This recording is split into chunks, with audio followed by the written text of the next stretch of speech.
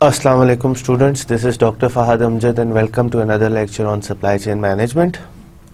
The course code is MGT 561. The book which we are following in this course is Supply Chain Management, Strategy, Planning and Operations. It is the 5th edition of the book which I am following in this course, and the publisher of the book is Pearson Publishing.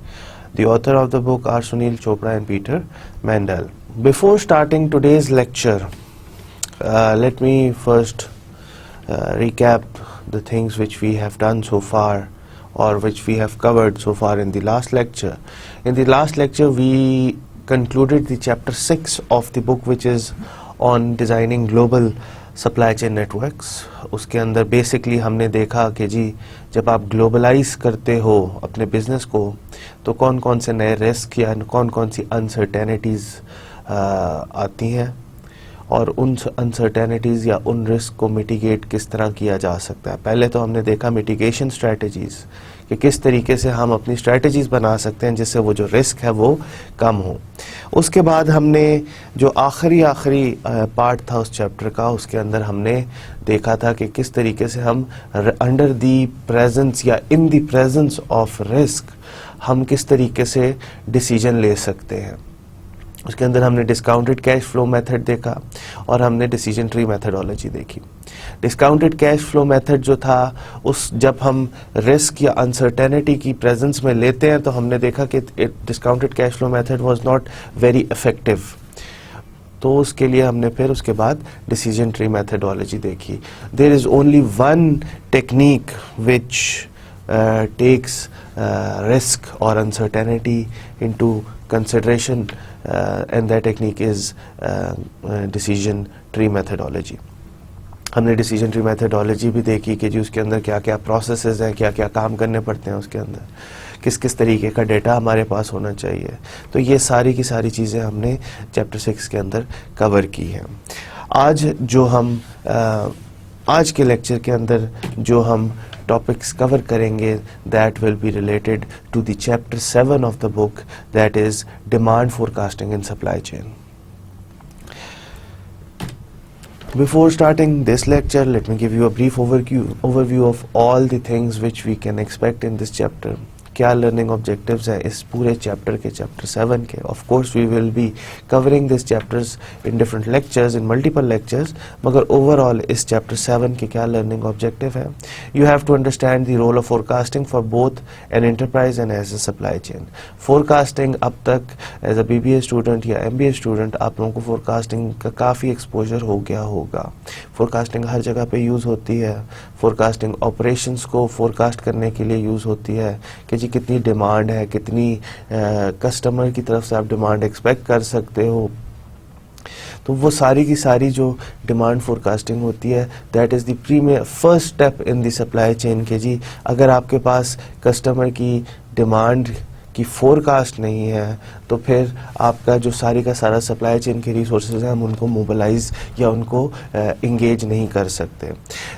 अगला जो learning objective है, identify the component of the demand forecast. हम ये देखेंगे कि जी सबसे पहले forecasting का क्या फ़ायदा या क्या रोल है फोरकास्टिंग का सप्लाई चेन के अंदर और एंटरप्राइज के अंदर, और फिर हम देखेंगे कि किसी भी फोरकास्ट के अंदर कौन कौन से कंपोनेंट्स होते हैं. Forecast demand in a supply chain given historical demand data using time series methodologies. हम ये भी देखेंगे किस तरीके से हम डिमांड को फोरकास्ट कर सकते हैं सप्लाई चेन के अंदर using different methodology. One of the methodology is time series methodology, and we have to analyse demand forecast to estimate forecasting errors. फिर हम ना सिर्फ फोरकास्टिंग करना देखेंगे कि फोरकास्टिंग किस तरह की जाती है, हम ये भी देखेंगे कि फोरकास्ट के अंदर एरर जो आ रहे होते हैं उनको किस तरह से निकाला जा सकता है और फोरकास्ट को ज़्यादा बेहतर किस तरह बनाया जा सकता है. तो ये सारे के सारे जो लर्निंग ऑब्जेक्टिव्स हैं we can expect, we will cover them in this chapter which is the chapter 7 of the book, which is the name of the chapter is demand forecasting in supply chain. So let's formally start today's lecture. What is the role of forecasting in a supply chain? Forecasting होती क्या है? Forecasting के लफ्ज़ से ही आपको पता चल रहा है कि there is certain level कि जी आपको फ्यूचर में आपको फ्यूचर में कोई चीज़ जो होने वाली है उसको आपने उसका आपने अंदाज़ा लगाना है। तो जब भी कोई चीज़ फ्यूचर में होने लगी हो, अभी हो ही नहीं है, फ्यूचर में होना है उसने, तो उसका अंदाज़ा लगाने के लिए हम फोरकास्ट करते हैं। अब सप्लाई चेन के अंदर आपको पता है डिफरेंट स्टेजेस होती हैं। एक उसकी रॉ मटेरियल सप्लायर होगा, रॉ मटेरियल सप्लायर, एक उसका मैन्युफैक्चरर होगा, मैन्युफैक्चरर से आगे डिस्ट्रीब्यूशन होती है, डिस्ट्रीब्यूशन से आगे रिटेलिंग होती है, और फिर उसके बाद कस्टमर्स होते हैं। ठीक है, अब कस्टमर की कितनी डिमांड है, बहुत सारी सप्लाई चेन्स के अंदर हमें पता नहीं होता कि जी डिमांड कितनी है, कम है, ज़्यादा है, बढ़ेगी, कम होगी, उतनी ही रहेगी। तो ये डिमांड पैटर्न्स जो हैं हमें कस्टमर के बहुत सारे केसेस के अंदर पता होता है, मगर बहुत सारे केसेस के अंदर नहीं भी पता होता। तो फिर हम क्या करते हैं, फिर हम फोरकास्ट करते हैं कि जी पूरी सप्लाई चेन की एक फोरकास्टिंग की जाती है। अगर ये सारे resources, distributor, retailer, manufacturer and raw material supplier, ये सारे अगर बैठ के एक जगह पे या सेंट्रल फोरकास्टिंग करें तो हम उसको कोलैबोरेटिव फोरकास्टिंग कहते हैं, या इनमें से कोई 2-3 पार्टीज मिल के फोरकास्ट करें तो उसको कोलैबोरेटिव फोरकास्टिंग कहते हैं। अगर ये अलग-अलग अपनी फोरकास्टिंग करेंगे तो that will B simple forecasting. अब रिटेलर को नहीं पता कि जी उसके कस्टमर की कितनी डिमांड आएगी। एक महीना, लेट से कि जी जनवरी के महीने में उसने चीज़ें बेच दी हैं, अब उसने फरवरी के महीने के लिए डिस्ट्रीब्यूटर से या मैन्युफैक्चरर से चीज़ें मंगवानी है। अब उसका पहला डिसीजन होता है कि कितनी मंगवाऊं, बहुत ज़्यादा भी नहीं मंगवानी, बहुत कम भी नहीं मंगवानी। बहुत ज़्यादा मंगवा लेगा तो उसकी इन्वेंट्री, ज़ाहिर बात है ज़्यादा चीज़, ज़्यादा इन्वेंट्री कैरी करना, it has a cost factor to it. कम मंगवाएगा तो कस्टमर उसके पास आएगा, उसके पास चीज़ नहीं होगी, तो that will be the loss of the retailer. तो अब रिटेलर ने डिसीजन लेना है कितना मंगवाऊं, तो वो कितना मंगवाना, उसका जो ये डिसीजन है इट रिक्वायर्स फोरकास्टिंग, कि जी उसे फोरकास्टिंग करनी पड़ेगी कि मेरे पिछले महीनों में या पहले मेरी कितनी डिमांड थी और अब मैं आगे कितनी एक्सपेक्ट कर सकता हूँ। तो फिर फोरकास्टिंग हमेशा हम डिफरेंट तरीके हैं फोरकास्टिंग के, मगर most of the methods of forecasting they require historical data.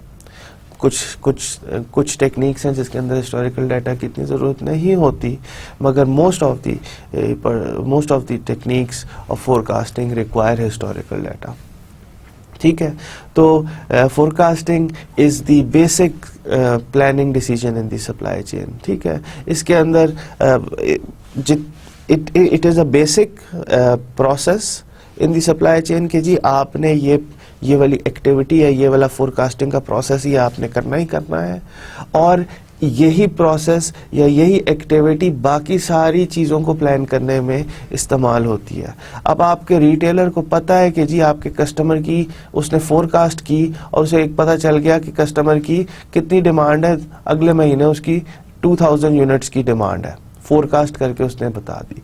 अब रिटेलर कहेगा मुझे डिस्ट्रीब्यूटर को 2000 चीज़ें चाहिए, डिस्ट्रीब्यूटर मैन्युफैक्चरर से चीज़ें मांगेगा, मैन्युफैक्चरर रॉ मटेरियल सप्लायर से चीज़ें मांगेगा। तो जो आगे से फोरकास्टेड डिमांड है कि जी 2000 चीज़ों की रिक्वायरमेंट होगी, तो वो सारी के सारे फिर सप्लाई चेन के अंदर जितने भी प्रोसेसेस होते हैं या जितनी भी प्लानिंग डिसीजंस होते हैं, फिर उस पर डिपेंड करते हैं कि जी इतनी डिमांड आई है end of the supply chain या उस स्टेज से जो सप्लाई चेन के कस्टमर साइड पे है, और उसके हिसाब से फिर आहिस्ता आहिस्ता सारे सप्लाई चेन के जो रिसोर्सेज हैं वो मोबिलाइज होते हैं। Used for both push and pull processes. अब जाहिर बात है जो फोरकास्टिंग है वो बहुत पुश एंड पुल प्रोसेसेस के अंदर यूज़ होती है। पुश प्रोसेसेस तो होते ही बेस फोरकास्टिंग पे है, मगर पुल प्रोसेस के अंदर भी फोरकास्टिंग यूज़ होती है। अब if you don't remember what are push and pull processes, let me remind you, push processes वो होते हैं जो सप्लाई चेन एंटीसिपेशन में करती है कि अगले महीने 40 चीज़ों की डिमांड आने लगी है तो वो पहले से ही चीज़ें बना के पहुंचा देती है आगे, सप्लाई चेन पूरी आगे कस्टमर के करीब पहुंचा देती है। तो वो पुश प्रोसेसेस है। पुल प्रोसेस ये होता है कि कस्टमर आके आपसे चीज़ मांगता है, जब वो चीज़ ले लेता है या तो उसको ऑन स्पॉट दे दी जाती है या तो फिर उसको पहुंचाई जाती है। तो वो कस्टमर पुल कर रहा होता है डिमांड को। तो पुश प्रोसेस में तो पहली स्टेज ही कि जी फोरकास्ट करके आप पहले से चीज़ बना के पहुंचा देते हो। पुल के अंदर भी फोरकास्टिंग होती है। पुल के अंदर प्लानिंग के अंदर फोरकास्टिंग होती है कि जी we had average demand last year, let's say कि जी एवरेज डिमांड हमारी 40 प्रोडक्ट्स की थी हर महीने, तो इस साल भी हम इतनी एक्सपेक्ट कर सकते हैं। तो उसके हिसाब से सारी सप्लाई चेन के जो रिसोर्स मोबिलाइजेशन होती है वो उसके हिसाब से की जाती है। ऑफ कोर्स जब कस्टमर चीज़ मांगता है तो फिर वो पुल कर रहा होता है, मगर फिर जो overall planning and decision making होती है सप्लाई चेन के अंदर वो सारी की सारी फोरकास्टिंग पे ही डिपेंडेंट होती है। तो ये जो फोरकास्टिंग की जो प्रोसेस होता है, it is a very basic process in the supply chain. इस प्रोसेस के ऊपर सारे डिसीजंस बेस हुए हुए होते हैं सप्लाई चेन के। सारे पुश एंड पुल प्रोसेसेस के अंदर फोरकास्टिंग की बहुत जो है importance होती है। Different stages, let me give you an example of all the processes which require an input of forecasting, input from forecasting। कि जी प्रोडक्शन स्केड्यूलिंग अगर आपने करनी है, प्रोडक्शन स्केड्यूलिंग क्या होती है कि जी मैं किस तरह से चीज़ें बनाऊंगा, कितनी चीज़ें बनाऊंगा। अब कितनी चीज़ें बनानी है वो कैसे पता चलेगा, वो फोरकास्ट से पता चलेगा। जब आपको पता चल जाएगा मैंने 40 चीज़ें बनानी है तो आप उसके हिसाब से अपने प्रोडक्शन को स्केड्यूल करोगे या मैनेज करोगे या प्लान करोगे ना। तो ये ज़ाहिरी बात है कि प्रोडक्शन स्केड्यूलिंग के अंदर भी बहुत यूज़ होती है। इन्वेंट्री मैनेजमेंट के अंदर भी फोरकास्टिंग बहुत यूज़ होती है। इन्वेंट्री अगर आपने होल्ड करनी है, कितनी होल्ड करनी है, कितनी डिमांड एक्सपेक्टेड है, ये कहाँ से आएगी सारी इन्फॉर्मेशन, ये सारी की सारी इन्फॉर्मेशन आपके पास फोरकास्टिंग से आएगी। एग्रीगेट प्लानिंग क्या होती है कि ओवरऑल सप्लाई चेन के जो रिसोर्सेज हैं, रॉ मटेरियल कहाँ से आएगा, कितना आएगा, किस फैक्ट्री के अंदर चीज़ बनेगी, किस फैक्ट्री से किस डिस्ट्रीब्यूटर तक कितनी चीज़ पहुँचाई जाएगी, ये सारे के सारे कितना, कहाँ, कब, किस टाइम, ये सारे के सारे जवाब जो है वो आपको फोरकास्टिंग से ही मिलते हैं। तो इसलिए फोरकास्टिंग बहुत इम्पॉर्टेंट है। इसी तरह से ज़रूरी नहीं कि फोरकास्टिंग सिर्फ मैन्युफैक्चरिंग के अंदर यूज़ हो, फोरकास्टिंग से सर्विसेज के अंदर भी यूज़ होती है कि जी कितना एक्सपेक्टेड कस्टमर है, कि जी कितना आएगा, कितनी सर्विस हमने प्रोवाइड करनी है, कितनी सर्विस प्रोवाइड करनी है। तो इसका जवाब कहाँ से आएगा, फोरकास्टिंग से आएगा ना, कि इतनी प्रोवाइड करनी है या इतनी एक्सपेक्ट कर सकते हैं। तो ये सारी की सारी इन्फॉर्मेशन हमें फोरकास्टिंग से मिलती है। हमें sales force allocation, promotions, new production introduction, ये सारी की सारी इसके लिए हमें फोरकास्ट करनी पड़ती है। अब न्यू प्रोडक्ट इंट्रोडक्शन के लिए हमें किस तरीके से फोरकास्ट करनी चाहिए, हमें पता होना चाहिए कि जो चीज़ हम बनाने जा रहे हैं, नई चीज़ जो हम इंट्रोड्यूस करने जा रहे हैं, उसकी कितनी एक्सपेक्टेड डिमांड है। एक्सपेक्टेड डिमांड क्या कि जी कितनी हम एक्सपेक्ट कर सकते हैं कि जी उसकी डिमांड हो सकती है। तो ये सारे के सारे जो इंफॉर्मेशन है ये फोरकास्टिंग से आपको मिलेगी। प्रमोशंस जो होती हैं कि जी 50% of, 40% of, 30% of on the product, तो ये भी they require a very integrated या वेरी कॉम्प्लिकेटेड या इंटीग्रल पार्ट ऑफ फोरकास्टिंग के जी प्रमोशन अगर आपने करनी है तो आपको फोरकास्टिंग भी उसी के हिसाब से करनी पड़ेगी। अब इसमें किस तरह से फोरकास्टिंग की जाती है कि अगर हम 30% प्राइस को कम करते हैं तो कितनी हम इंक्रीज इन डिमांड को एक्सपेक्ट कर सकते हैं। तो वो जो सारे की सारी कैलकुलेशंस हैं वो हम फोरकास्टिंग से कर सकते हैं। आपने प्लांट एंड इक्विपमेंट की इन्वेस्टमेंट करनी हो, बजटिंग प्लानिंग करनी हो, बजटरी प्लानिंग करनी हो, तो ये सारी की सारी इंफॉर्मेशन जो है it requires forecasting. Plant and equipment investment कब की जाती है, जब आप एक्सपैंड कर रहे होते हो या आपने अपने और रिसोर्सेज को ज़्यादा एफिशिएंट करना हो, तो तभी आप इस चीज़ के अंदर इन्वेस्टमेंट करते हो। तो ये इसका बेसिक मकसद ये होता है कि जी what can we expect in the future, क्या हमारी प्रोडक्ट की डिमांड बढ़ने जा रही है। तो जब फोरकास्टिंग से पता चलता है कि हाँ डिमांड बढ़ेगी, तो उसके हिसाब से ही आप फिर अपने प्लांट्स एंड इक्विपमेंट के अंदर इन्वेस्टमेंट करते हो। बजटरी बजटरी प्लानिंग के अंदर भी यही बात है कि कितना बजट किस प्लांट को या किस रिसोर्स को दिया जाएगा। तो उसके अंदर भी जाहिर बात है प्लान करके कि जी हमारे इस शहर में इतनी डिमांड है, इस शहर में इतनी डिमांड होगी, इस शहर में इतनी डिमांड होगी, तो वो सारी की सारी फोरकास्ट से ही निकाली जाती हैं इंफॉर्मेशन कि जी कितनी कितनी कहाँ कहाँ डिमांड होगी।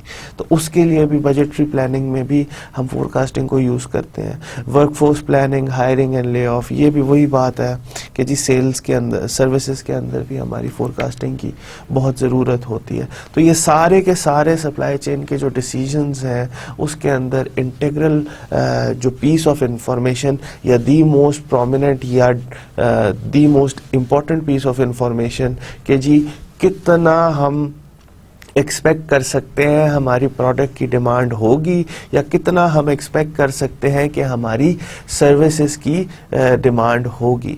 तो ये जो कितना है, ये सवाल कि जी कितनी होगी, इसका जवाब हमें फोरकास्टिंग से मिलता है। अब ओवरऑल कुछ करेक्टरिस्टिक्स हैं फोरकास्टिंग के कि जी जो जब भी आप फोरकास्टिंग करते हो, डिफरेंट टेक्निक्स हैं फोरकास्टिंग की, आप डिफरेंट तरीक़ों से फोरकास्टिंग कर सकते हो, मगर हमेशा फोरकास्ट के कुछ ना कुछ आप कह सकते हो ना कुछ ना कुछ उसकी खसूसियात होंगी या उसके करेक्टरिस्टिक्स होंगे। वो क्या है, वो ओवरऑल फोरकास्टिंग की क्या खसूसियात या क्या करेक्टरिस्टिक्स हैं, let's discuss those characteristics in this slide. Forecasts are always inaccurate and should thus include both the expected value of the forecast and measure of future error and measure of forecast error। अब ये point मैंने इतनी पिछली slide के अंदर तमहीद बांध दी कि जी forecast कितनी इंपॉर्टेंट है, और पहला पॉइंट इधर ये है कि जी इट्स इनएक्यूरेट। जाहिरी बात है कि जी जो होना है वो तो हमें नहीं पता, मगर हम उसका अंदाज़ा लगा सकते हैं, ठीक है। तो अंदाज़ा ज़रूरी नहीं है हमेशा एक्यूरेट हो। तो फोरकास्ट हमेशा उसको यही कहा जा सकता है, it is an expected value या it is the value which is the most expected या जो हो सकती है सबसे ज़्यादा। तो ये एक्सपेक्टेड वैल्यू है, ठीक है। जब भी आप फोरकास्ट करते हो तो फोरकास्ट से आपके पास एक्सपेक्टेड वैल्यूज़ आती हैं।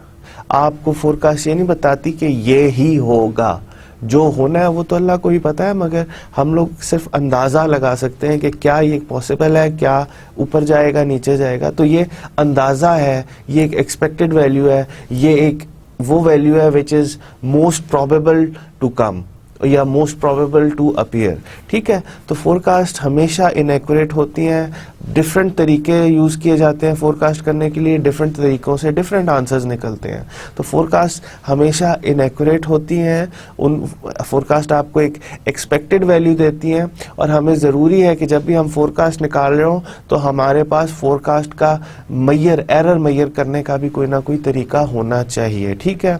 डिफरेंट तरीक़ों से भी यूज़ होती हैं फोरकास्टिंग, उन डिफरेंट तरीक़ों के डिफरेंट एरर्स होते हैं। फिर हमें डिसाइड करना होता है कि जी मैंने फोरकास्ट की थी और वो एक्चुअल वैल्यू कितनी आई, उसके अंदर एरर कितना था, क्या मैं दूसरे तरीके से फोरकास्ट किया था तो उसने बेहतर वैल्यू दी थी कि नहीं दी थी।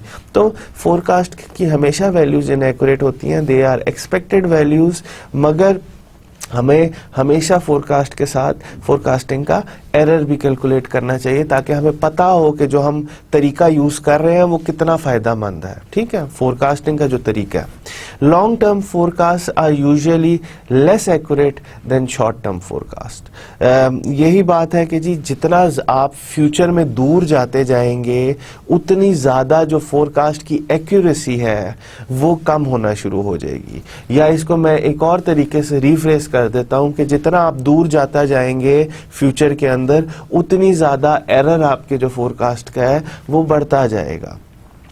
शॉर्ट टर्म जितना आप फ्यूचर कम आगे जाएंगे, यानी कि less time in the future आप आगे जाओगे उसको फोरकास्ट करोगे, तो that will be more accurate as compare to जो लॉन्ग टर्म फोरकास्ट हैं, they are less accurate, and short term forecast they are comparatively more accurate.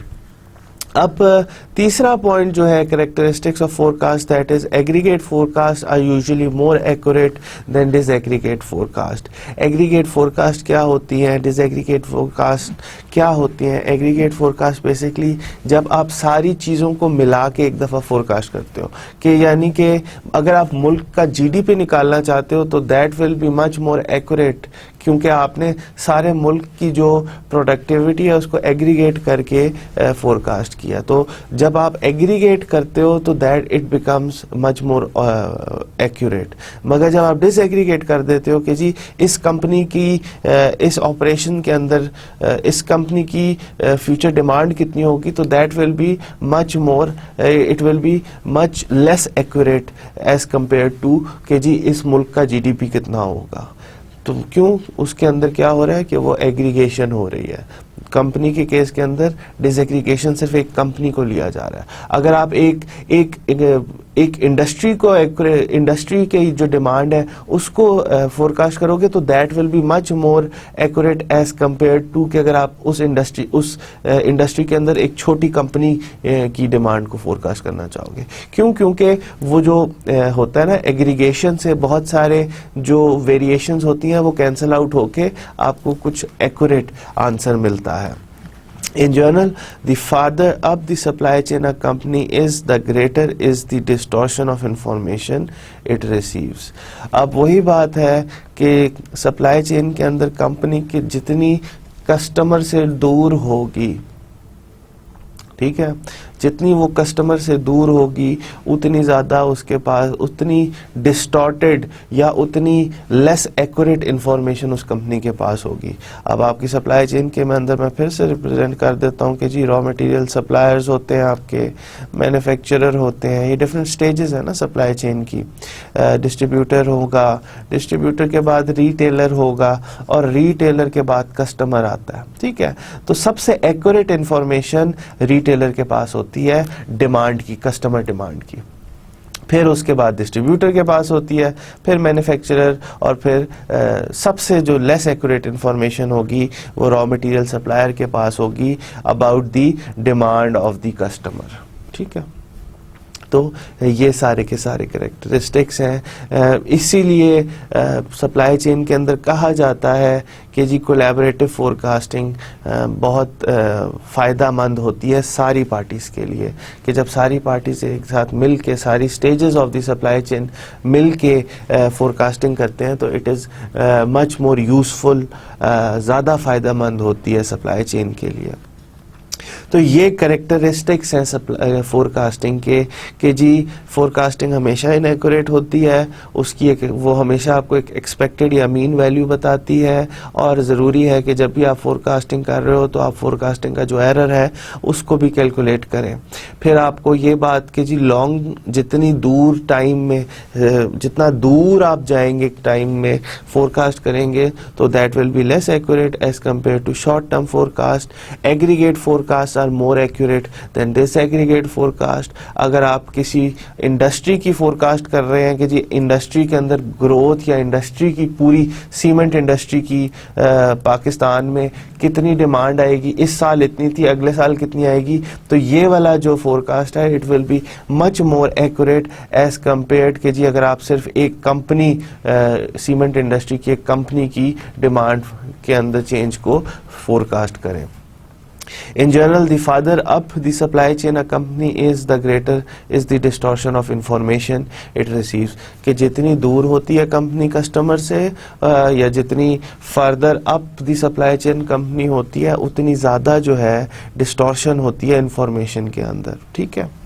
तो अब हम देखते हैं कि जी what are different components and different methods of the forecasting technique, के जब भी हम फोरकास्टिंग इस्तेमाल करते हैं तो उसके अंदर कौन कौन से कंपोनेंट्स होते हैं और कौन कौन से हम तरीके यूज़ कर सकते हैं। Companies must identify the factors that influence future demand and that ascertain the relationship between these factors and future demand. अब जब भी आपने फोरकास्ट करनी है, किसी भी कंपनी ने फोरकास्ट करनी है, तो सबसे पहला जो इंफॉर्मेशन है दैट इज कि कौन से फैक्टर्स हैं जो इन्फ्लुएंस करते हैं डिमांड को।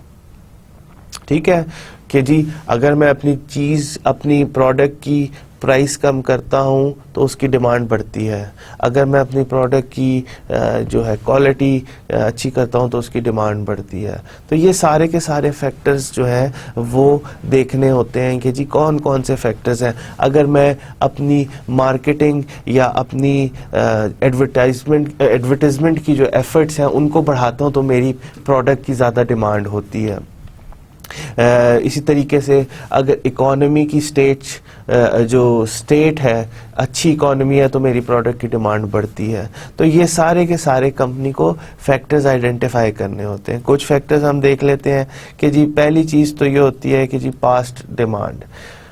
पास्ट डिमांड कितनी थी, अब फ्यूचर को आपने फोरकास्ट करना है तो जाहिर बात है हमेशा पास्ट डिमांड को आपको देखना पड़ेगा कि जी पास्ट डिमांड कितनी थी और फ्यूचर में कितनी डिमांड आने लगी है। Lead time of the product replenishment कि जी कितना लीड टाइम आपको चाहिए प्रोडक्ट को रिप्लेनिश करने के लिए। ये भी तो एक फैक्टर होता है ना कि अगर आप के कस्टमर को चीज़ ना मिले तो वो आप he goes home empty handed, तो वो भी लॉस्ट डिमांड है ना या लॉस्ट सेल्स हैं।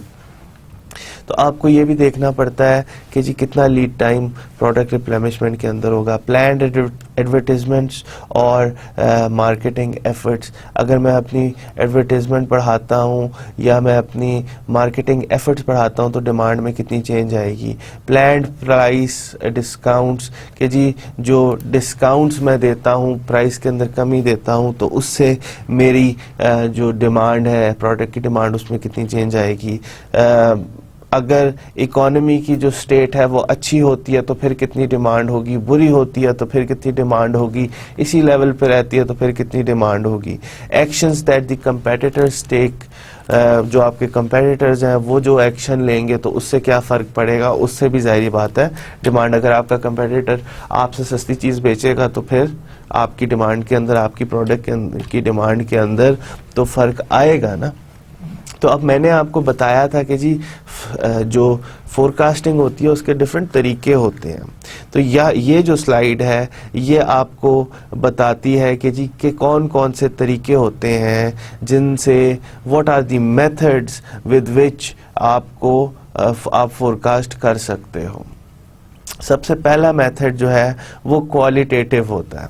सबसे पहला मेथड क्वालिटेटिव है, दूसरा मेथड आपके पास टाइम सीरीज मेथड है, तीसरा कॉजल रिलेशनशिप या कॉजल मेथड है और आखिरी जो है वो सिमुलेशन की टेक्निक है।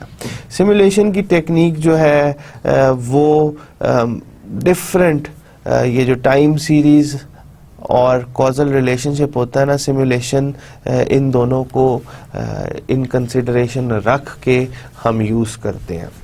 तो पहला जो तरीका है that is quantitative, I am sorry qualitative.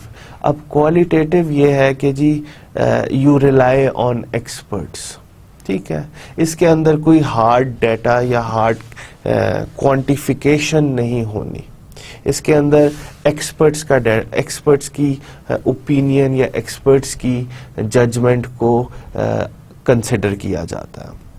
जिस तरह हम देखते हैं ना जब भी कोई ऐसा इशू आए, पॉलिटिकल इशू आता है तो फिर एक्सपर्ट्स को बुला के उस इशू के ऊपर डिस्कशन कराई जाती है कि जी आपका क्या ख्याल है क्या होना है, आपका क्या ख्याल है क्या होना है। इस तरीके से अगर कोई इंडस्ट्री के अंदर भी एक ऐसी सिचुएशन आ जाए जिसका हिस्टोरिकल डाटा है ही नहीं, कोई ऐसी प्रॉब्लम है जो नई है, पहले हमने कभी इनकाउंटर की ही नहीं है, तो फिर उसके लिए हमारे पास एक ही तरीका रह जाता है दैट इज़ क्वालिटेटिव कि जी हम इंडस्ट्री के एक्सपर्ट्स को या जो इंडस्ट्री में जिनका काफ़ी एक्सपीरियंस है उनसे उनकी राय पूछते हैं कि जी आपका क्या ख्याल है कि अगर ये होगा तो क्या आगे हम एक्सपेक्ट कर सकते हैं, ठीक है। तो इसको हम कहते हैं क्वालिटेटिव। दो तरह के मेथड्स, अगर आप कहो ना फोरकास्टिंग के अंदर दो तरह के मेथड्स क्या है, ओवरऑल फोरकास्टिंग जो है वो दो तरह के मेथड्स के अंदर होती है, एक क्वालिटेटिव ठीक है, एक क्वांटिटेटिव, ठीक है, क्वांटिटेटिव। तो क्वालिटेटिव हमने देख ली कि जी इसके अंदर हम एक्सपर्ट्स की ओपिनियन अंडर कंसिडर करते हैं। अब जाहिर बात है क्वालिटेटिव के अंदर डिफरेंट, अगर आप सर्च करोगे क्वालिटेटिव मेथड्स ऑफ फोरकास्टिंग तो उसके अंदर आपको काफ़ी टेक्निक्स एंड मेथड्स मिल जाएंगे। डेल्फी मेथड एक होता है, डेल्फी मेथड के अंदर इट्स अ प्रोसेस कि जी आपने किस तरीके से क्वालिटेटिव फोरकास्ट करनी है। तो डिफरेंट मेथड्स हैं which we can use to qualitative forecast करने के लिए हम यूज़ कर सकते हैं। अब बाकी जो क्वांटिटेटिव है उसके अंदर आपकी टाइम सीरीज भी आ जाती है, आपकी कॉजल रिलेशनशिप भी आ जाता है और आपकी सिमुलेशन टेक्निक्स भी आ जाती हैं। तो ये जो 2, 3 and 4 time series, causal relationship या कॉजल फोरकास्टिंग और जो सिमुलेशन की फोरकास्टिंग है, ये सारी की सारी क्वांटिटेटिव टेक्निक्स के अंदर आ जाती हैं। इसके अंदर हम क्वांटिफाई करते हैं कुछ ना कुछ। जो पहली जो मेथड है क्वालिटेटिव, उसके अंदर हम जजमेंट को अंडर कंसिडरेशन रख रहे होते हैं। आपका क्या ख्याल है इस सिचुएशन में, क्या हम एक्सपेक्ट कर सकते हैं। ये जो time series, causal and simulation है, ये क्वांटिफाई करते हैं डाटा को कि जी हार्ड डाटा है आपके पास, उससे क्वांटिफाई करते हैं कि क्या हम एक्सपेक्ट कर सकते हैं। अच्छा, अब टाइम सीरीज जाहिर बात है, उसका नाम ही आपको बता रहा है टाइम और सीरीज। कोई ऐसी सीरीज है जो टाइम के साथ सेव हुई हुई है कि जी जनवरी 2013 में हमारी इतनी डिमांड थी, फरवरी 2013 में इतनी डिमांड थी, मार्च में, अप्रैल में, जून, जुलाई, अप्रैल, दिसंबर। आपके पास टाइम के साथ कोई ना कोई डेटा है। तो इसके अंदर एक कंपोनेंट तो होता है टाइम का कि जी टाइम क्या था, और फिर दूसरा कंपोनेंट होता है डाटा का कि जी उस डाटा की वैल्यू क्या थी। क्वांटिटी, कस्टमर डिमांड हो सकती है, कोई भी वैल्यू जिसको आपने फोरकास्ट करना है। प्राइमरीली हम फोरकास्टिंग अभी इस चैप्टर के अंदर तो डिमांड को ही करेंगे, मगर फोरकास्टिंग डिफरेंट जगहों पे यूज़ हो रही है। प्रोडक्शन स्केजुलिंग के अंदर यूज़ होती है, हायरिंग फायरिंग, ये सारी चीज़ों के लिए यूज़ होती है। तो कोई भी डाटा एक टाइम सीरीज के साथ आपके पास होता है, ठीक है। अब इसके लिए बड़ा ज़रूरी है कि जी आपके पास हिस्टोरिकल डाटा होना बहुत ज़रूरी है। आपके पास हिस्टोरिकल डाटा होना बहुत ज़रूरी है, और दूसरी चीज़ के जी स्टेबल डाटा होना ज़रूरी है। बेस्ट विथ स्टेबल डिमांड, अगर आपकी कोई चीज़ है उसकी स्टेबल डिमांड चल रही है तो दैट इज़ ऑल्सो गुड। अब इसके अंदर एक चीज़ आ जाती है कि जी टाइम सीरीज़ एनालिसिस जो होता है इसकी कुछ लिमिटेशंस होती हैं, ठीक है। आप इसके अंदर बहुत आगे तक नहीं देख सकते। आपकी बुक के अंदर तो ये आई थिंक इतना टाइम सीरीज़ की लिमिटेशंस नहीं बताई हुई, मगर when you search on it, आप सीधा गूगल के अंदर सर्च करो कि जी limitation of time series forecasting, तो आपको बहुत सारी चीज़ें उस पर मिल जाती हैं कि जी टाइम सीरीज़ फोरकास्टिंग जो है उसके अंदर क्या क्या लिमिटेशंस हैं। अब बेसिक जो लिमिटेशन जो मुझे इस वक्त याद आ रही है कि जी टाइम सीरीज़ फोरकास्टिंग के अंदर आप बहुत दूर तक फोरकास्ट नहीं कर सकते। I think about 10 to 20% in the future आप कर सकते हो। अगर आपने अगले 10 दिन का फोरकास्ट करना है तो you have to have at least I think 100 और 50 डेज ऑफ हिस्टोरिकल डाटा। तो इसके अंदर ये लिमिटेशन होती है कि आपके पास एक ख़ास हद तक हिस्टोरिकल डाटा होना चाहिए, उसके बाद you can make a future forecast और योर फ्यूचर प्रेडिक्शन। और वो फ्यूचर प्रेडिक्शन बहुत ज़्यादा नहीं होती, वो 5 to 10% इन द फ्यूचर ही होती है कि जी आज से 10 दिन बाद या आज से 5 दिन बाद। तो इट ऑल डिपेंड्स कि जी आपकी क्या मैयर ऑफ टाइम है, अगर वो दिन है, अगर वो ईयर्स है, अगर वो मिलेनियम्स हैं, जो भी आवर्स हैं, मिनट्स हैं, तो इट ऑल डिपेंड्स कि जी जोन सा आपका मैयर ऑफ टाइम है तो उसका आपको बहुत सारा डाटा हिस्टोरिकल चाहिए होता है, उसका 50 या 40% या 100% डाटा हिस्टोरिकल चाहिए होता है, फिर उसके बाद आप जाके फ्यूचर में फोरकास्ट करते हो। अब इसके अंदर एक और लिमिटेशन ये है कि जी आपकी जो डिमांड है दैट शुड बी स्टेबल, या कोई उस जो आपके पास हिस्टोरिकल डाटा है उसके अंदर कोई ऐसा एनवायरमेंटल फैक्टर नहीं होना चाहिए जिससे चेंज हो जाए कि जी आपके पास जो हिस्टोरिकल डाटा था that was in the when the economy was good, और अब आप जो फोरकास्ट करने जा रहे हो आपकी इकोनॉमी ख़राब हो गई है, उसमें कोई क्लैश, उसके अंदर कोई क्रैश आ गया है, कोई बबल बस्ट हुआ है, तो हम इस तरह की सिचुएशंस के अंदर फोरकास्टिंग, जो टाइम सीरीज फोरकास्टिंग हम नहीं कर सकते, क्योंकि हमारे पास हिस्टोरिकल डाटा तो एक और इकोनॉमिक कंडीशन का है, और जो हम उस हिस्टोरिकल डाटा को फ्यूचर में लगाने जा रहे हैं वो दूसरा इकोनॉमिक एरा है, तो हम उसको इस तरीके से यूज नहीं कर सकते। तो you have to have the stability of the time कि जी जो हमारे पास हिस्टोरिकल डाटा है वही environmental factors are in action in the future. तो ये पहली बात है कि जी the data should be, historical data should be stable, और आपके पास हिस्टोरिकल डाटा होना बहुत ज़रूरी है टाइम सीरीज के अंदर। कॉजल रिलेशनशिप भी टाइम सीरीज से ज़रा डिफरेंट है। कॉजल रिलेशनशिप ये देखता है कि दो चीज़ों के दरमियान में कितना रिलेशनशिप है, कि अगर एक चीज़ बढ़ती है तो दूसरी चीज़ कितनी बढ़ेगी। बेसिकली कोफिशिएंट ऑफ को रिलेशनशिप भी हमें यही चीज़ बताता है कि अगर मैं अपनी प्राइस कम करता हूँ प्रोडक्ट की तो मेरी डिमांड बढ़ जाती है, ठीक है। अगर मैं अपनी प्रमोशन या मार्केटिंग की जो मैंने एफर्ट किया है या जो मार्केटिंग में मैंने जो पैसा खर्च किया है, जब मेरा वो पैसा ज़्यादा होता है तो मेरी डिमांड भी प्रोडक्ट की बढ़ जाती है। तो हमें ये पता है कि इन चीज़ों के दरमियान में कॉजल रिलेशनशिप है। जब मैं मार्केटिंग का पैसा बढ़ाता हूँ तो मेरी प्रोडक्ट की डिमांड भी बढ़ जाती है, जब मैं अपनी प्रोडक्ट की प्राइस कम करता हूँ तो फिर भी मेरी डिमांड बढ़ जाती है। तो हमें पता चल रहा है कि जी there is a relationship between these things या दीज वेरिएबल। तो ये बेसिकली कॉजल मेथड्स जो होते हैं वो यूज़ होते हैं कि दो कंपोनेंट्स या मल्टीपल कंपोनेंट्स के दरमियान में रिलेशनशिप फाइंड करने के लिए। अब सिमुलेशन जो होती है वो बेसिकली ये देखती है, टाइम सीरीज फोरकास्ट को भी इन कंसिडरेशन रखती है, कॉजल रिलेशनशिप को भी इन कंसिडरेशन रखती है, और फिर सिमुलेट करते हैं हम कि जी व्हाट इफ मैं अपनी 20% प्राइस कम कर देता हूँ प्रोडक्ट की। तो हमारे पास अगर कॉजल रिलेशनशिप है कि जी अगर मैं प्राइस इतनी कम करता हूँ तो मेरी डिमांड इतनी बढ़ जाती है, तो सिमुलेशन से हमें पता चल सकता है कि अगर मैं 20% कम करता हूं तो मेरी डिमांड कितनी बढ़ेगी, अगर मैं 40% कम करता हूं मेरी डिमांड कितनी बढ़ेगी। तो सिमुलेशन टेक्निक्स हमें इस तरह से मदद देती हैं।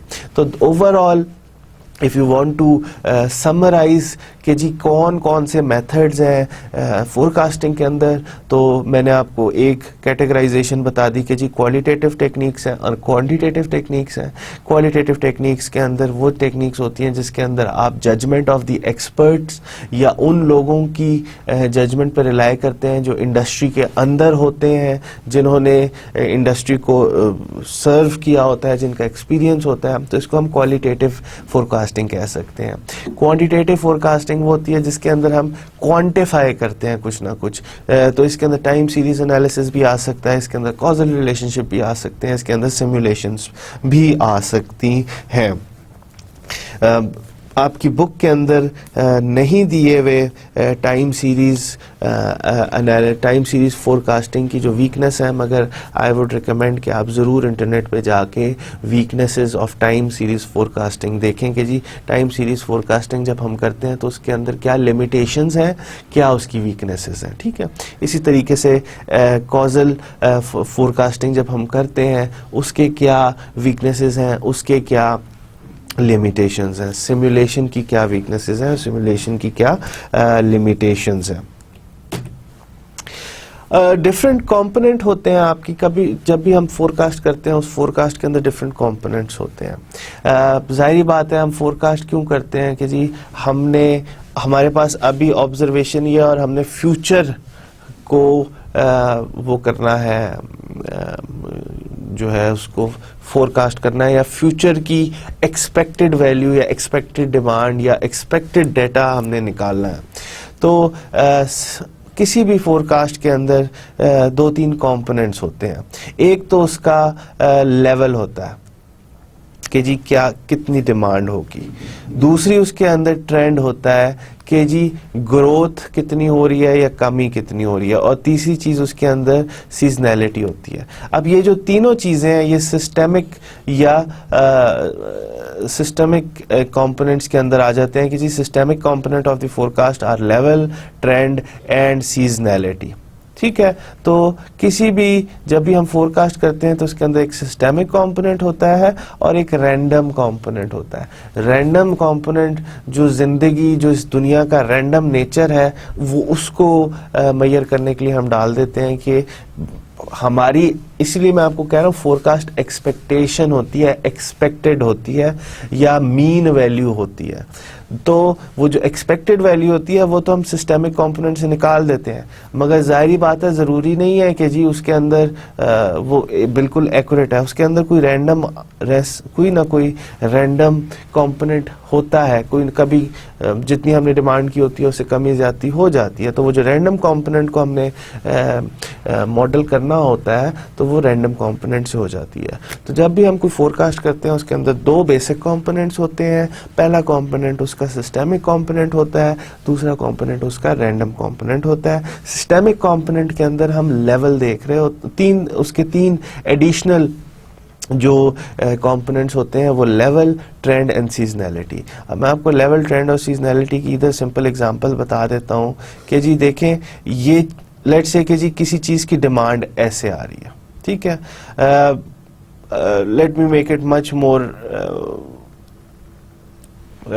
कॉम्प्लेक्स ताकि उसके अंदर सीजनैलिटी भी आ जाए कि जी किसी चीज की डिमांड है। लेट्स से कि जी ये आपकी कपड़ों की डिमांड है, गर्मियों के कपड़ों की डिमांड है, ठीक है।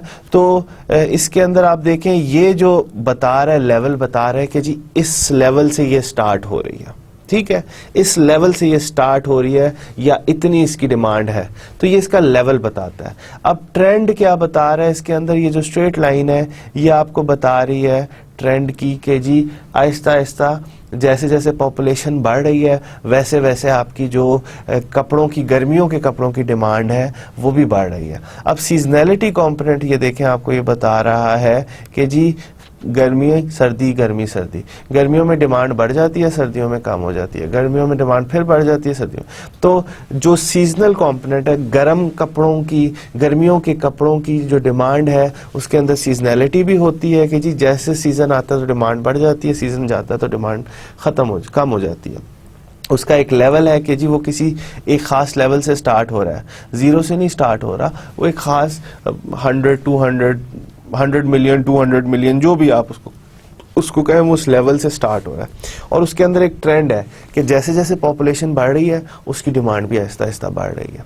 तो ये तीन कंपोनेंट, इसलिए मैंने सिस्टेमिक कंपोनेंट्स के अंदर ये तीन आपको बताए हैं कि जी किसी भी चीज़ का कोई लेवल होता है, उसका कोई ट्रेंड होता है और उसके अंदर कोई ना कोई सीजनैलिटी होती है। अब ज़रूरी नहीं है हर चीज़ के अंदर, हर फोरकास्ट के अंदर, या इट ऑल डिपेंड्स कि जी जो प्रोडक्ट है किस तरह की प्रोडक्ट है, ठीक है। तो जिस तरह की प्रोडक्ट होगी उस तरह के उसके अंदर कंपोनेंट्स होंगे।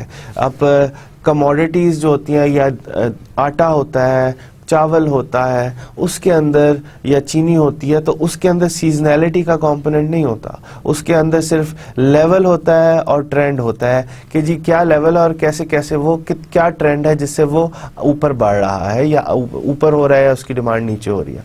सीजनैलिटी का इसके अंदर कंपोनेंट है ही नहीं, क्योंकि इट डज नॉट कि demand of the wheat, demand of sugar does not depend on season, it is constant, it is dependent on the कितने आपके पॉपुलेशन है उसके हिसाब से बढ़ती है।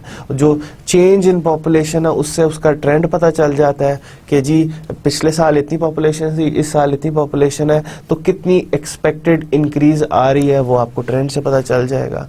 लेवल जो है उसका आपको वैसे स्टार्ट की जी कितनी डिमांड है उसकी, तो उससे पता चल सकता है।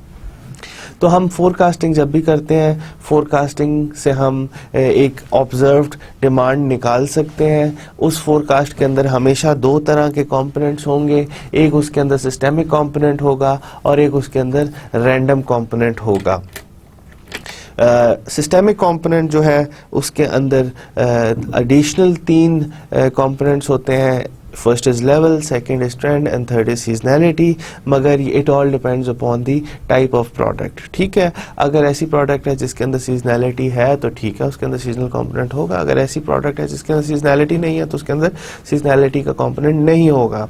रैंडम जो कंपोनेंट होता है वो सिर्फ हम डालते हैं क्योंकि forecast are not accurate, they are inaccurate, they only tell you about the expected value या mean value, तो उसके अंदर थोड़ी बहुत डेविएशन होती है तो वो हम रैंडम कंपोनेंट के अंदर डाल देते हैं। फोरकास्टिंग एरर क्या होता है? फोरकास्टिंग एरर पहली बात तब ही हम कैलकुलेट कर सकते हैं कि जब हमारे पास एक्चुअल डिमांड आ जाए कि जी मैं अगर लेट से इस जगह पे खड़ा हुआ हूँ, जनवरी में मैं खड़ा हुआ हूँ और मैंने फरवरी की फोरकास्ट करनी है, ठीक है, तो मैं इस जगह पे खड़ा हूं तो मैं फरवरी की फोरकास्ट करूंगा कि व्हाट कैन आई एक्सपेक्ट फरवरी में होगा, ठीक है। वो मैंने कह दिया कि जी ठीक है 120 चीजों की डिमांड होगी फरवरी में। अब मैं बैठा हुआ जनवरी में और मैं फ्यूचर की फोरकास्ट कर रहा हूं, तो मुझे पता चल गया कि जी जनवरी में फरवरी की फोरकास्ट इज अबाउट 120, ये मेरी फोरकास्ट है। अब फरवरी जब आता है तो एक्चुअल फोरकास्ट जाके 122 हो जाती है, ठीक है। तो मैं अब इस जगह पे जनवरी में बैठ के तो फोरकास्टिंग एरर नहीं निकाल सकता ना कि जो एक्चुअल थी और फोरकास्ट थी उसके अंदर कितना डिफरेंस है।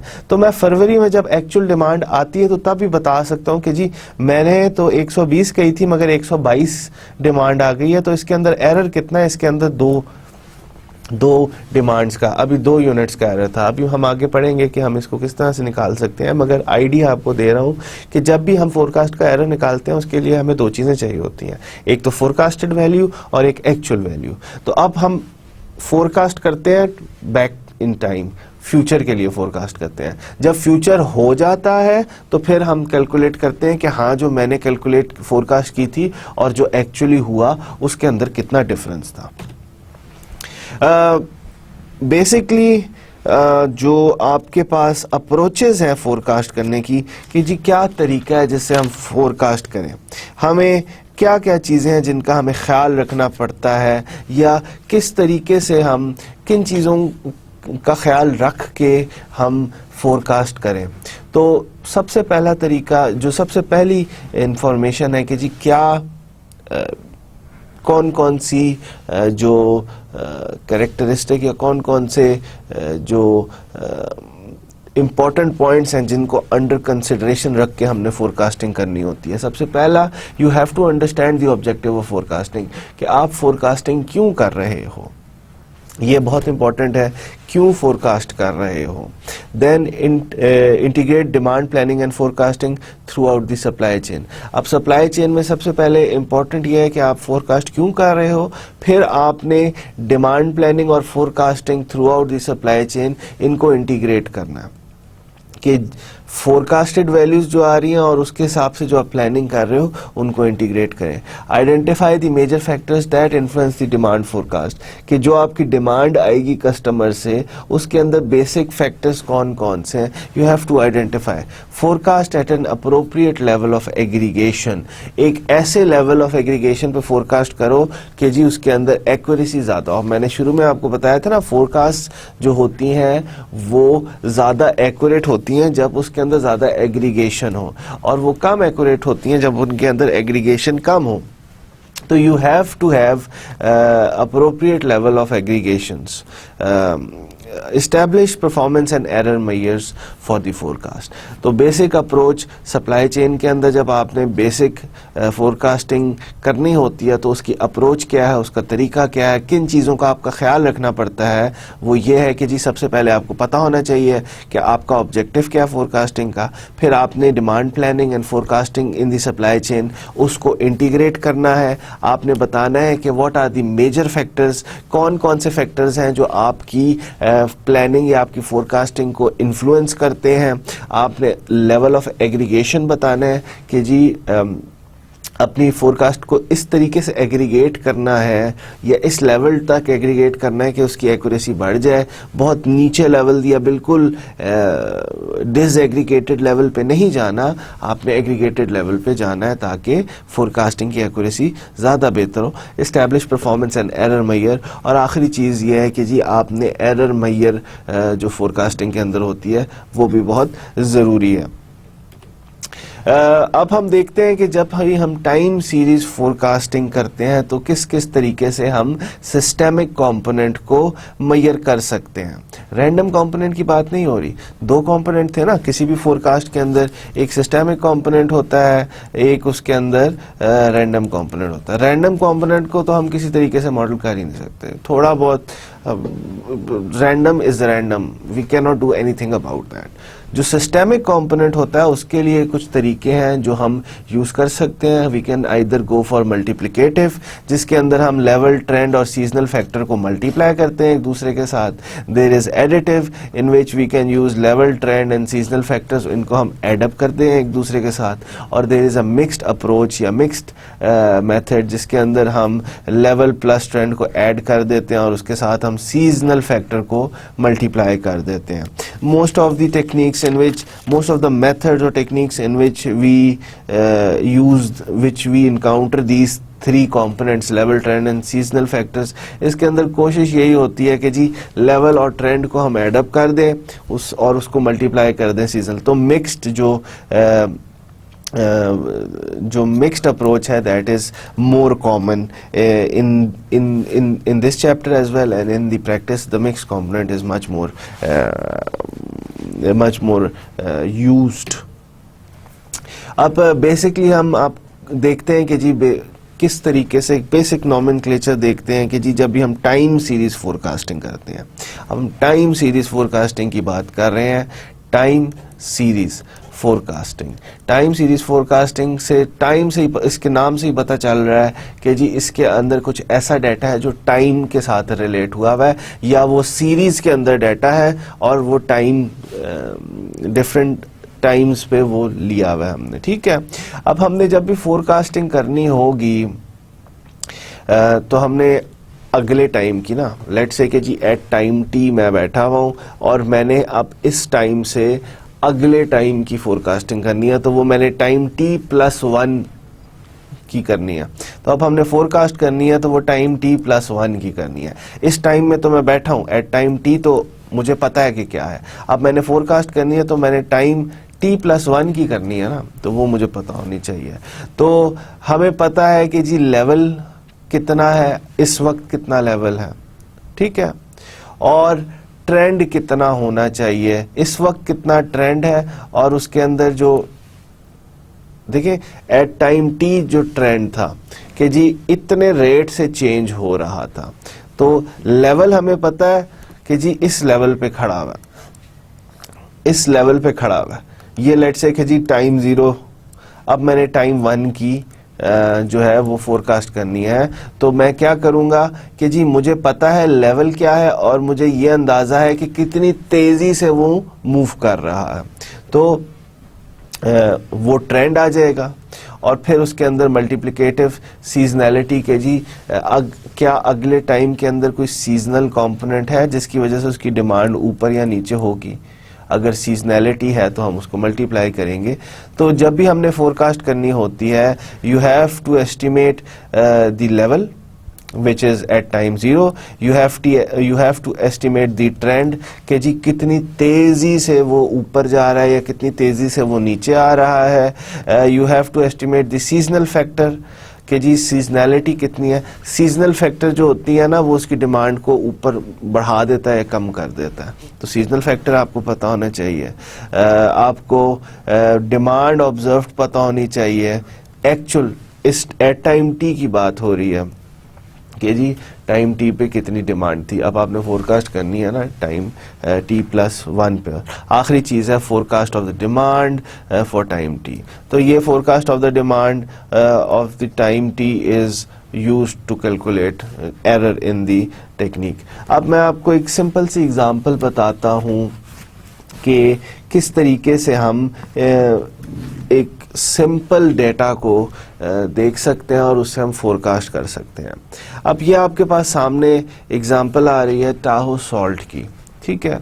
अब बेसिक डिमांड ये है कि जी लेट्स से कि जी ये टन्स में है, किलोग्राम्स में, इट डजंट रियली मैटर, हम कह देते हैं लेट्स से कि जी इसकी जो है ये टन्स की रिक्वायरमेंट है, 8,000 टन्स, 13,000 टन, 23,000 टन्स। तो फ्रॉम ईयर टू ईयर कि जी पहले साल जो था उसके अंदर कितने क्वार्टर्स हैं, 2-4 क्वार्टर होते हैं हर साल के अंदर, 12 महीने होते हैं, तो 12 को जब आप 4 से करते हैं तो 3-3 महीने के आपके पास क्वार्टर्स आ जाते हैं। तो पहला क्वार्टर, दूसरा क्वार्टर, तीसरा क्वार्टर, चौथा क्वार्टर। तो टाइम पहले साल का जो दूसरा क्वार्टर था उसको हमने टाइम पीरियड 1 ले लिया, उसमें डिमांड कितनी थी, इतनी थी। पहले साल का जो तीसरा क्वार्टर था उसको टाइम पीरियड 2 हमने ले लिया, उसमें डिमांड कितनी थी। पहले साल का जो चौथा क्वार्टर था उसका वो तीसरा टाइम पीरियड था, उसके अंदर हमने डिमांड इतनी। ये एक्चुअल हिस्टोरिकल डाटा है। दूसरा साल जब शुरू हुआ उसका जो पहला क्वार्टर था वो हमारे पास चौथा टाइम पीरियड था और उसकी डिमांड इतनी थी।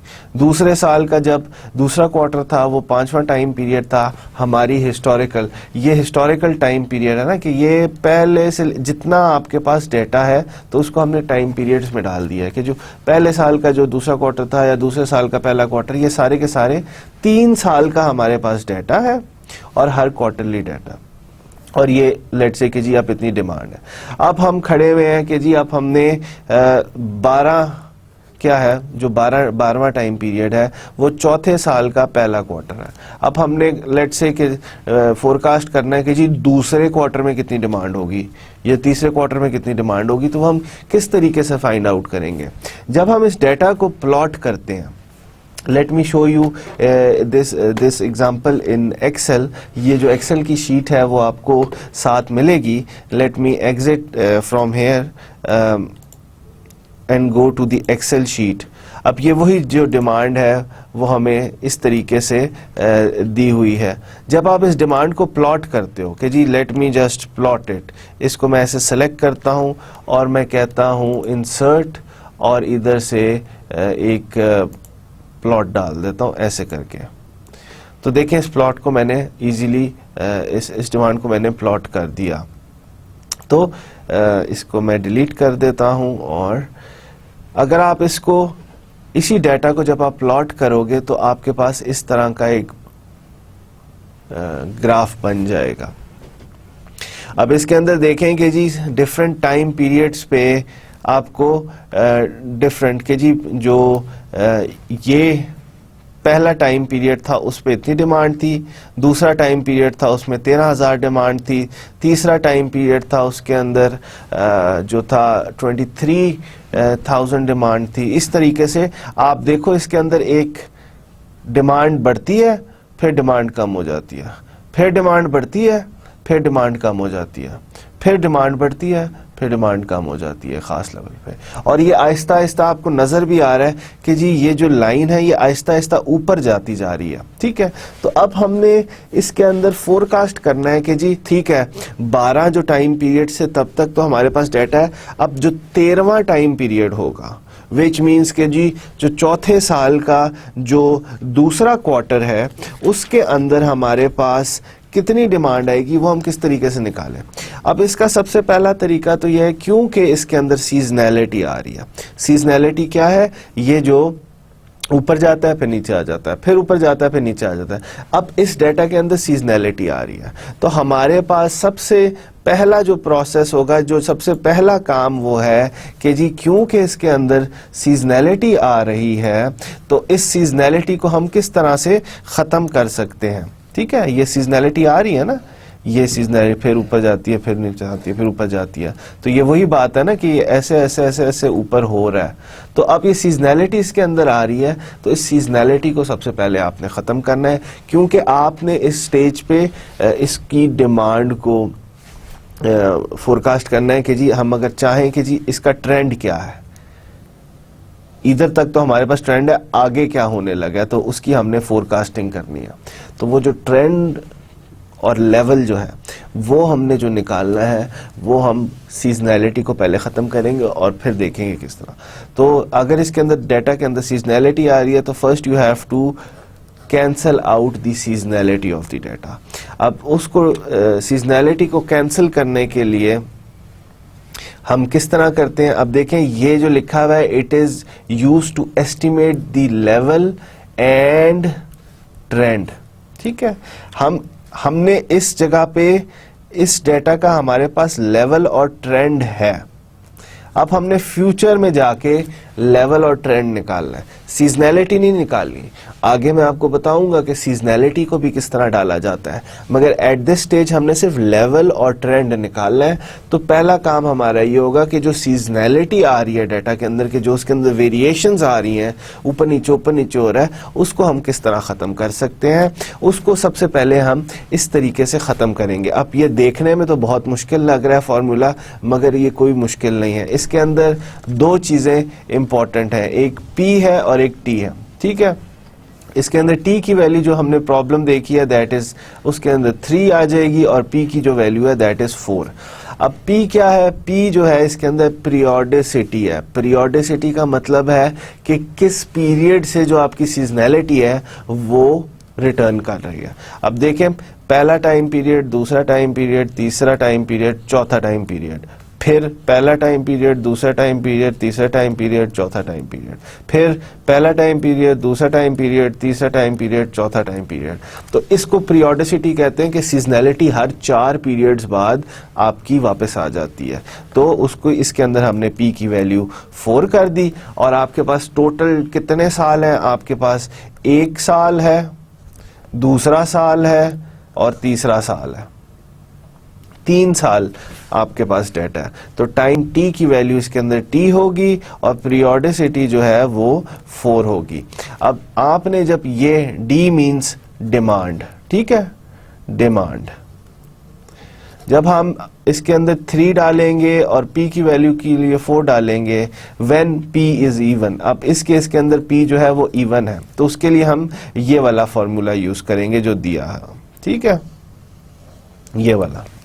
अगर P जो है वो ऑड होता तो उसके लिए हम ये वाला कंपोनेंट डालते, मगर क्योंकि हमारे पास इस वक्त P इवन है तो हम ये वाला जो फॉर्मूला है इसको यूज करेंगे जो ऊपर इस लाइन से ऊपर है। ठीक है, तो अब हम इसकी जगह पे P की जगह पे लेट्स से कि जी 4 डाल देते हैं और T की जगह पे 3 डाल देते हैं। तो हमारे पास लेट मी जस्ट से कि जी for demand at time period 1 क्या होगी, तो उसके अंदर 1 लेट्स से कि demand at the time period 3 at T equals to 3 क्या होगी। तो T की वैल्यू इधर मैं डालूंगा, वो आपके पास 3 minus 4 divided by 2 which is 2। तो 3 माइनस 2 प्लस 3 प्लस 2 प्लस ये जो समीशन साइन बता रहा है वो ये बता रहा है कि जी आपने 3 जो टाइम पीरियड 3 प्लस 1 माइनस 2 और 3 माइनस 1 प्लस 2, तो ये आपने 4 और इसका आपके पास आंसर क्या आएगा 2। तो आपने 2 और 4 की जो डिमांड है उनको देखना है। तो मैं जब कहता हूं कि जी T mean demand at time period 3 क्या होगी, T जो है इसके अंदर 3 है, तो वो आपने देखनी है demand at time period 1, demand at time period 5 plus वो सारी डिमांड्स जो टाइम पीरियड 2 से लेके टाइम पीरियड 4 तक आ रही हैं उनको आपने एड अप करना है और मल्टीप्लाई बाय 2 करना है और उस सारे को आपने डिवाइड कर देना है 2P से विच इज इक्वल टू 8। ठीक है, तो जब आप ये काम करोगे तो देखें हमने क्योंकि 3 जो टाइम पहले जो 2 टाइम पीरियड्स हैं उनका तो नहीं हम निकाल सकते, तीसरे टाइम का निकालेंगे, क्योंकि पहले 2 टाइम पीरियड्स में अगर हम निकालेंगे तो फॉर्मूला नेगेटिव में वैल्यू देगा। तो इसके लिए हम जो तीसरा टाइम पीरियड है उसके लिए हम कैसे निकालेंगे, वो हम इस तरीके से निकालेंगे। चौथे टाइम पीरियड के लिए भी हम यही काम करेंगे, जब हम T को वैल्यू 4 करेंगे तो वो आप इसी तरीके से ये वैल्यूज हमारी निकल सकती हैं।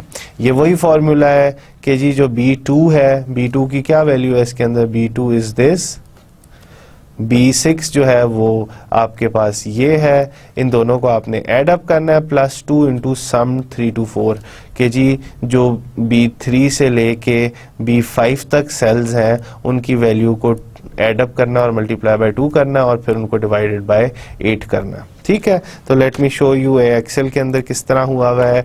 ये आपकी फिगर है, आप इसके अंदर देखें सेल्स की वैल्यूज इसके अंदर दी हुई हैं। ये सेल्स की वैल्यू इजीली आप हर सेल में डालोगे, आप उन्हें कॉपी पेस्ट कर दोगे बाकी सेलों के अंदर तो वो फार्मूलाज आ जाएंगे।